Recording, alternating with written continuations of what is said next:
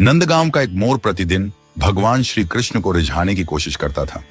वह रोज अपने मधुर स्वर में कृष्ण कृष्ण पुकारता था। हर सुबह से लेकर शाम तक वह पेड़ की शाखाओं पर बैठकर श्री कृष्ण का नाम गाता, लेकिन उसकी पुकार पर भगवान श्री कृष्ण ने कोई ध्यान नहीं दिया। मोर के दिल में निराशा छा गई।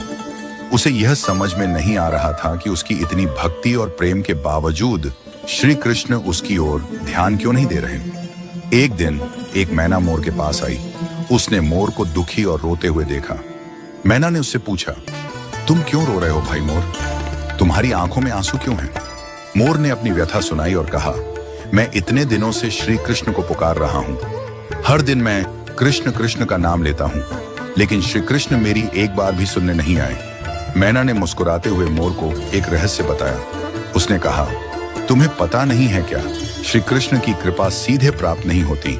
अगर तुम सच में उनकी कृपा पाना चाहते हो तो पहले उनकी प्रिय राधा रानी की शरण में जाओ। राधा रानी की कृपा के बिना श्री कृष्ण तक पहुंचना बहुत कठिन है। जब राधा रानी तुम पर कृपा कर देंगी तो श्री कृष्ण स्वयं दौड़े चले आएंगे। मोर ने मैना की सलाह को ध्यान से सुना और तुरंत निर्णय लिया कि अब वह राधा रानी के चरणों में जाएगा। वह बरसाने की ओर चल पड़ा। बरसाना, जहां राधा रानी का निवास स्थान है, वहां पहुंचकर मोर ने राधे राधे का नाम लेना शुरू किया। अब वह कृष्ण कृष्ण के बजाय राधे राधे का मधुर उच्चारण करने लगा। उसकी आवाज में अब पहले से अधिक प्रेम और समर्पण था। राधा रानी ने मोर की पुकार सुनी और उसकी भक्ति से प्रसन्न हो गईं।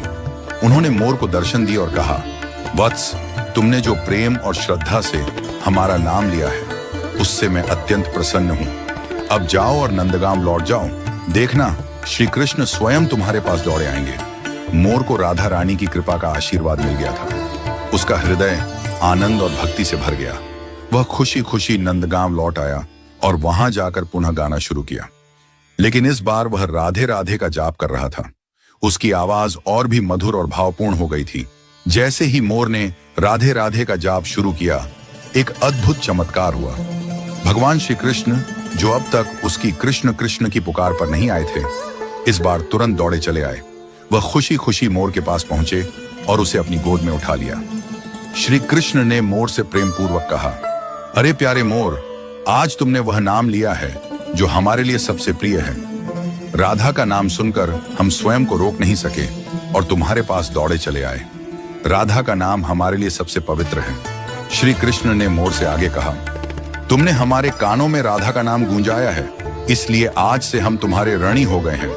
अब से तुम्हारा पंख हमारे मुकुट का हिस्सा बनेगा। यह कहकर श्री कृष्ण ने मोर के सुंदर पंख को अपने मुकुट में सजा लिया। तभी से मोर पंख श्री कृष्ण के मुकुट का एक अभिन्न अंग बन गया। यह कथा हमें एक गहरा आध्यात्मिक संदेश देती है। राधा रानी का नाम केवल उच्चारण मात्र नहीं है, बल्कि यह प्रेम, भक्ति और समर्पण का प्रतीक है। जब कोई भक्त राधे राधे कहता है तो वह राधा रानी की कृपा को प्राप्त करता है और श्री कृष्ण की कृपा भी स्वतः मिल जाती है। श्री कृष्ण के लिए राधा का नाम सबसे प्रिय है। यही कारण है कि भगवान ने स्वयं यह स्वीकार किया कि जो भक्त राधे राधे कहता है वह उनके दिल के बेहद करीब होता है। आज भी जब कोई व्यक्ति वृंदावन या बरसाने में जाता है तो वहां का हर गली कूचा राधे राधे की गूंज से भरा होता है। वृंदावन के भक्त कहते हैं, जो वृंदावन धाम में रहता है और राधे राधे का नाम लेता है, उसे श्री कृष्ण की कृपा अवश्य प्राप्त होती है।